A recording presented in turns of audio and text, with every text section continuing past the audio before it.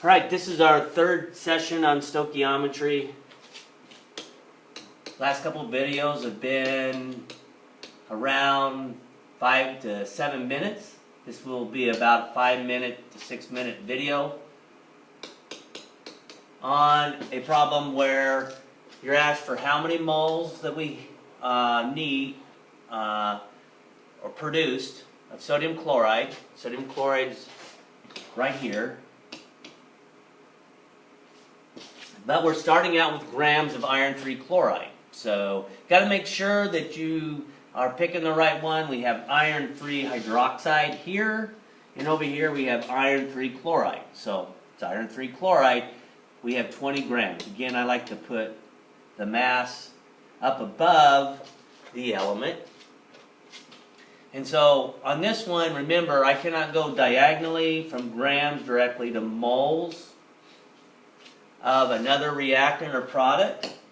I have to go through moles. Moles is my translator. So anytime I have grams in a problem like this, I've got to go from grams to moles of it. If you notice, I have the molar mass of FeCl3. And it says for every 1 mole, I have around 162 grams of it. That's how much it takes to make 1 mole of those particles. So what I'm going to do is I'm going to start out with 20 grams of iron 3 chloride. The first thing I want to do, anytime I'm given grams, I'm going to go to find the moles of it by using its molar mass. So on this one, it's kind of nice. I got the 162.2 grams, and that's equal to 1 mole of it.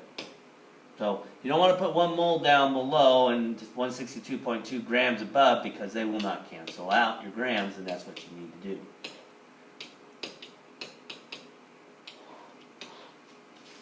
Okay, so right now I'm at this location of moles.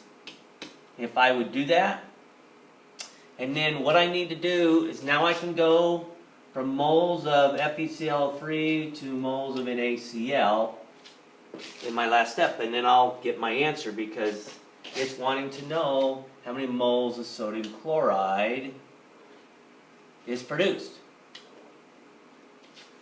So this is a nice easy step because it's just a mole ratio. So we'd say moles of FeCl3 here, and then that's what we want to factor out, and then what we want to find is moles of NaCl.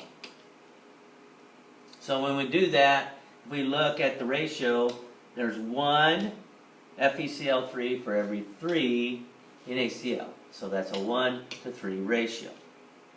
Now, if I would take the 20 grams and divide it by the 162, that would give me moles of FeCl3, which I don't really need. But I'm going to use that cancellation of units, and then I'll multiply by 3, and I'm going to put 3 digits in my answer because of the 20.0, so that's 0.370 moles of NaCl.